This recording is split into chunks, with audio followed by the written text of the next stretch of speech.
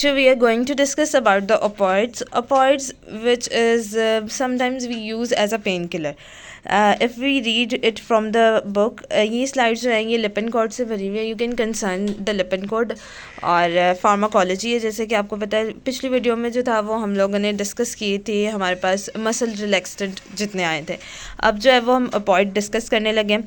opioids जो होते हैं ये हमारे पास पेन मैनेजमेंट के लिए हो रहे होते हैं. Management of a pain is one of a clinical medicine greatest challenge. आपको पता है जब भी कोई पेन हो रही होता है तब भी इंसान डॉक्टर के पास आता है और उसे मैनेज करनी होती है अपनी पेन के लिए जो हम उन्हें दवाइयाँ दे रहे होते हैं वो opioids में आ रही होती है. पेन जो होती है ये अनप्लेजेंट सेंसेशन है जो कि हमारे पास एक्यूट भी हो सकती है, क्रॉनिक भी हो जाती है. अब किसकी वजह से आ रही है? ये CNS की वजह से आ रही है या हमारे पास पेरिफेरल नर्वस सिस्टम की वजह से आ रही है. सबसे पहले इसकी बेसिक डेफिनेशन आती है जो कि मैंने आपको उर्दू में एक्सप्लेन कर दी है. It is unpleasant sensation that can be either acute और क्रॉनिक. एक्यूट पेन वो होती है जो हमारे पास 2 से 3 दिनों के लिए आ रही हो और जिसकी सवेरिटी सिम्टम्स आ रही हो और बड़ी रेडनेस हो रही हो, हम फील हो रहा हो पेशेंट को. क्रॉनिक होता है जो बहुत लंबे अरसे 1 हफ्ते से ज़्यादा चली जाए. और इस क्यों हो रही है? हमारे पास सेंट्रल नर्वस सिस्टम में कोई मसला है या पेरिफेरी की तरफ मसला है. 2 ही सिस्टम है हमारी बॉडी में, उनमें मसला है तो तब हो रही होती है. पेन जो होती है इसकी एलिवेशन डिपेंड कर रही होती है हमारे स्पेसिफिक टाइप ऑफ पेन पे. ठीक है, हमारे रिसेप्टर्स आते हैं. हमारे पास 2 किस्म की पेन आती है. एक होती है नोस्टिसेप्टिव और न्यूरोपैथी पेन. नोस्टिसेप्टिव और न्यूरोपैथी पेन को डिफरेंस इस तरह करते हैं. नोस्टिसेप्टिव होता है वो जॉइंट की पेन आ रही होती है, लोकलाइज. अक्सर औकात लोग कह रहे थे हमारे जोड़ों में दर्द है, तो नोस्टिसेप्टिव पेन है जिसके लिए अब हम एनसेड्स यूज़ कर लेते हैं. ठीक है, non steroid anti inflammatory drug वो दे देते हैं बंदे को. नॉन स्टीरॉयड होती है, ये अगला जो टॉपिक होगा ना वो हमारा इन्फ्लेमेटरी ड्रग्स पे होगा, तो वो हम दे देते हैं, पेशेंट नॉर्मल फील कर देता है. जो मसला जो आता है वो आता है न्यूरोपैथी पेन में. न्यूरोपैथी पेन होती है शैटिका की. अक्सर औकात जो होते हैं पेशेंट आते हैं वो कहते हैं कि हमारी हिप से पेन स्टार्ट होती है और हमारे फुट तक जा रही होती है.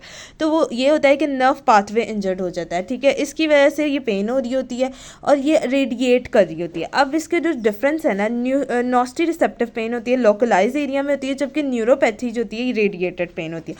मेन डिफरेंस ये आ गया. अब जो न्यूरोपैथी पेन होती है ना उसके लिए हम ओपॉइड यूज़ कर रहे होते हैं. ये क्रॉनिक पेन में भी होती है. ठीक है, अब एग्जांपल ले लेते हैं. Mild to moderate arthritic pain nociceptive pain होती है. Non opioid analgesic such as neurosteroid anti inflammatory agent are often effected. तो इसके लिए यही हो ना आर्थराइटिस की पेन. तो आर्थराइटिस की पेन हमारे पास की थी जॉइंट की, तो उसके लिए हमने non steroidal anti inflammatory drug उसको रेकमेंड कर दिया. न्यूरोपैथी की जो पेन होती है ना, इससे तो आपको पता है हम जो मैंने कहा कि नर्व्स के पाथ की वे के साथ जो रेडिएट हो रही है पेन, अक्सर पेशेंट कह रहा था मेरी यहाँ से लेके यहाँ तक जा रही है, तो वो हम कह देते हैं कि भाई ये न्यूरोपैथी है, तो इसके लिए ऑपॉइड यूज़ करें. अब यहाँ पे कहती है स्वेयर और क्रॉनिक मेलगिनेंट नॉन मेलगिनेंट पेन आ रही होती है, ये भी ट्रीटमेंट का पार्ट में आती है.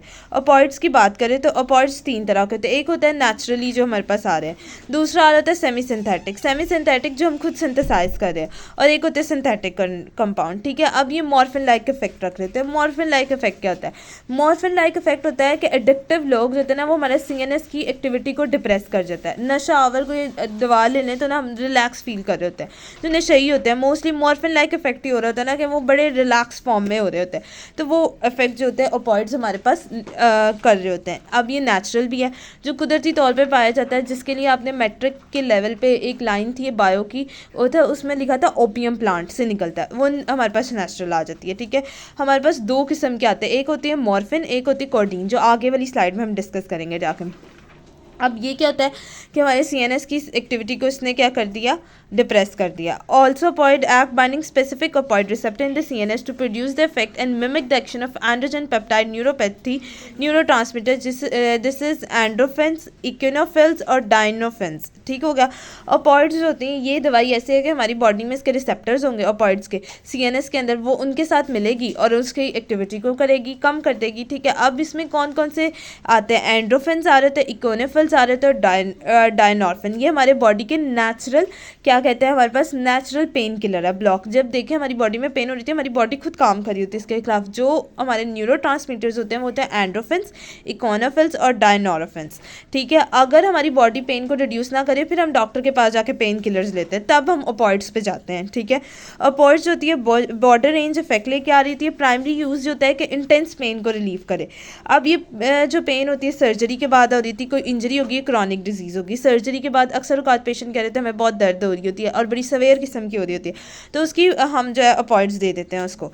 Unfortunately widely availability of led to abuse of these agent with यूरोफिक प्रॉपर्टीज़। अब क्या हुआ कि ये बहुत ज़्यादा अपॉइड्स अवेलेबल है, अब क्या करते हैं लोग इनका गलत इस्तेमाल कर लेते हैं। अब्यूज़ होता है ड्रग अब्यूज़ करना, अपने प्लेजेंट इफेक्ट के लिए यूज़ करना। अक्सर औकात आपने देखा होगा कि जो नशेई होते हैं, अगर इनको हम जो है नशा की चीज़ें ना दें तो ये क्या करते हैं कि जाते खांसी का सिरप ले लेते हैं, आगे जाके हम पढ़ेंगे उसका भी केमिकल फॉर्मूला, उसमें भी नशा होता है, तो वो अपना नशा पूरा करने के लिए गलत दूसरी चीज़ों में ले लेते हैं।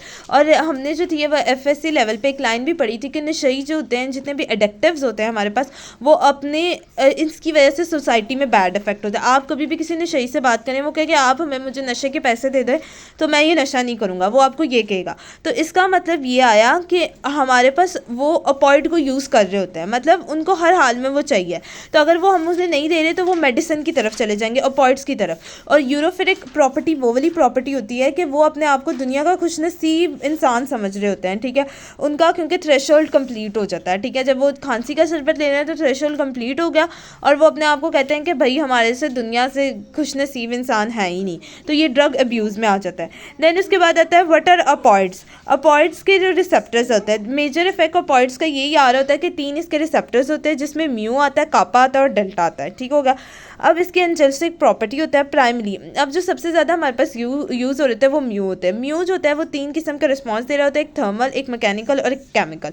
दूसरा हमारे पास आता है कापा। कापा रिस्पॉन्स जो दे रहा होता है ना, वो हमारे पास केमिकल और थर्मल नॉस्टी रिसेप्टर्स का होता है। इसके जो पॉइंट्स हैं ना, यही हाईलाइटेड है, यही इंपॉर्टेंट है।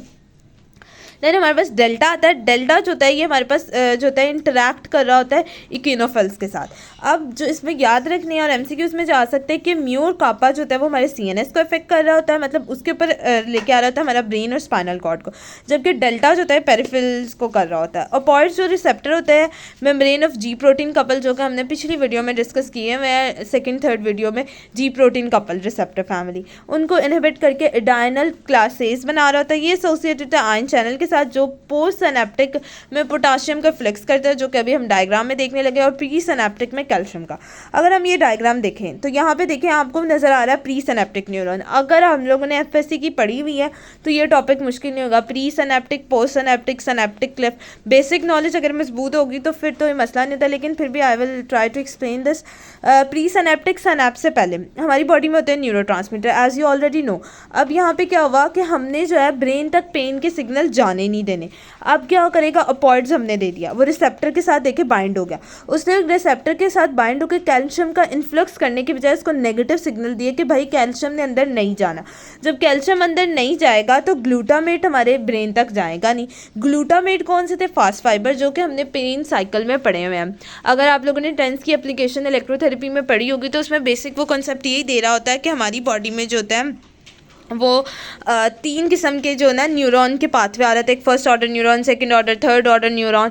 तो उसमें यही हो रहा था ना कि फर्स्ट में ग्लूटामेट रिलीज़ हो रहा था, तो ये ग्लूटामेट तो न्यूरो ट्रांसमीटर हमारी बॉडी अपनी बना रही है, हमने इसको इनहिबिट कर दिया ताकि हमारे ब्रेन तक पेन के सिग्नल ही ना जाए कि दर्द हो रही नहीं है हमें, ठीक है।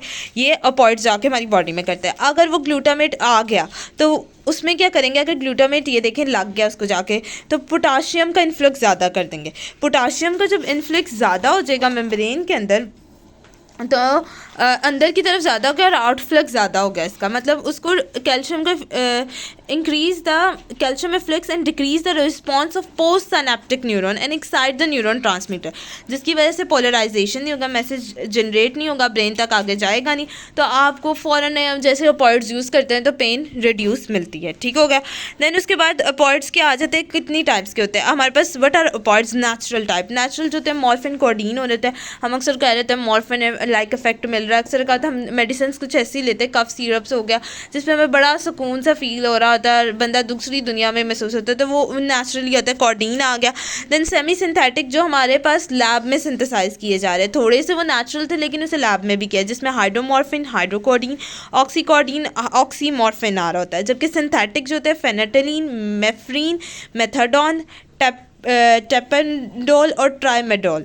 ट्राइमेडोल जो होता है ये लाजमिन यूज़ हो रहा था, ये ट्रोफ्लेक्स पी इसका फॉर्मूला होता है। और ये मोस्टली यूज़ हो रहा होता है, ठीक है। देन उसके बाद हमारे पास जो आता है मॉर्फिन। मॉर्फिन जो होता है वो हमारे पास मेजर एनाल्जेसिक ड्रग होता है जो हमारे पास क्रूड ऑप्टिमम पेन को के लिए यूज़ हो रहा होता है। In next video we are going to discuss about the morphine and codeine.